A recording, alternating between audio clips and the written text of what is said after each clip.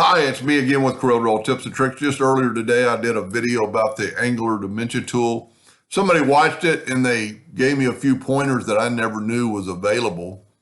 If we want to measure this distance and then bring it up, and then we want to measure this distance and bring it up, and then we want to bring up this measurement and we bring it up. But the letters are getting kind of a little bit confusing. So if you take the shape tool and select all these nodes, and just move them over, they'll automatically move over in this. The angle is still there, and you can still see that this is 1.34 inches.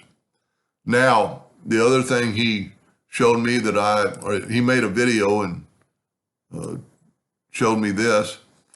This is written this way. If you take the pick tool and go right here and force it horizontally, it changes. So all your dimensions, if you were sending this to a customer to approve, all your dimensions would be written and maybe in the right direction. So angular dimension tool that away. And you could, so here that would be really important to go here and force it so you could tell that that angle is 99.64. So I thank that viewers are a subscriber for showing me those little tricks. Hope that helped you a little bit. Thank you for watching.